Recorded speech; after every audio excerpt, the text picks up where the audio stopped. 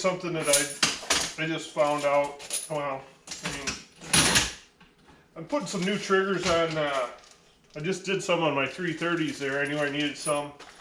Picked them up from Funky's when I was out at the FTA. So I got 220 triggers here, 280 330s. When I was doing those 330s, I've always had trouble with these kind of triggers, like wanting to sway back and forth, and I think I found a method to stop that. And I thought, I don't know why I didn't tape it on the 330s. I said, maybe somebody else out there doesn't know this little hack type job. I don't know if it's a hack or what it is, but so I'm going to show you how to put it on this 220 here. It's obviously has no wires left on it, so I don't know how many of these I got to change.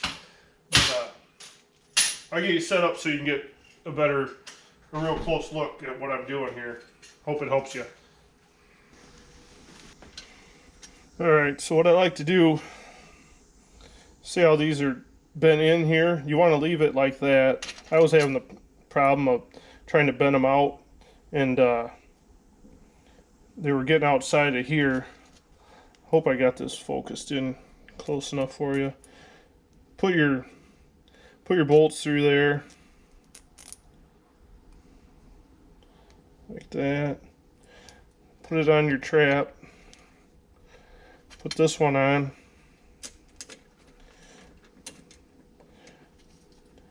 I mean, this might sound crazy, but I'm telling you, this has sure made my job a lot easier on putting new triggers on.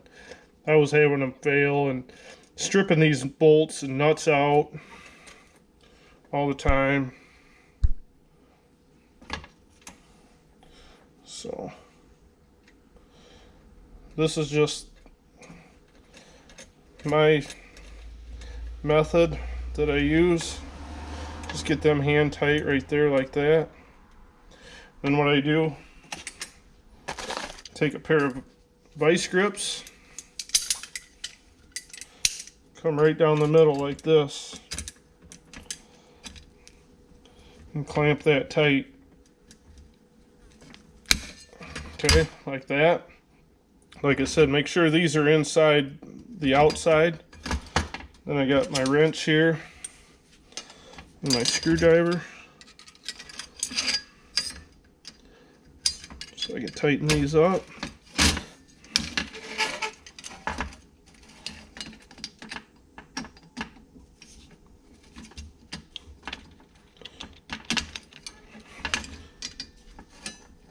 It's kind of hard to do, but small wrench and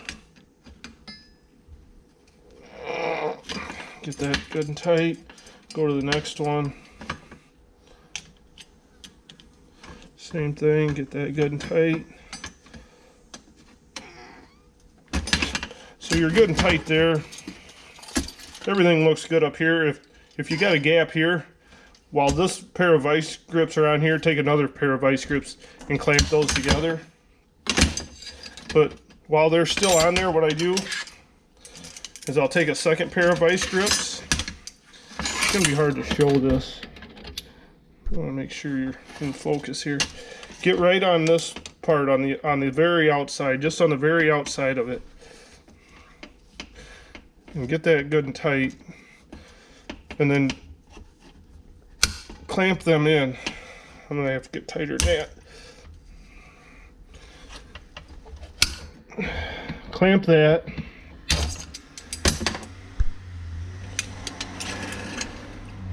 To where it's all the way closed. To where this wire can never come out of there now. I was trying to figure out how to get this to work. I was about ready to start welding on them. So I'm glad that I got this to work. And then come over to the other side, do the same thing. Just clamp that down.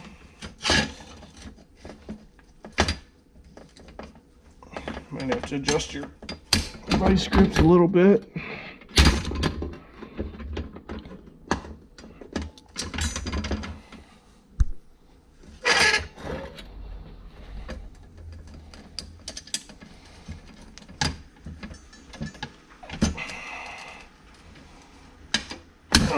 There. I mean, that needs to be just a little bit, but there's no way this wire can come out.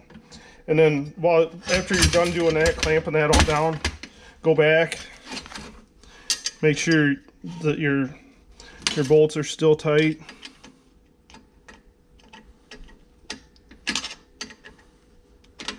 I can't, there we go. Yeah, it took a little bit more. And this completely saves you from stripping them bolts out. So there you go, finished trigger. See how that's been in there like that, to where those wires cannot come out of there. I don't know if any of you have had trouble, because I've had trouble with these where the bolts come loose and these wires want to flip-flop back and forth. Now there's no way they can come out of there. It's super tight. That trigger is perfect, in my opinion.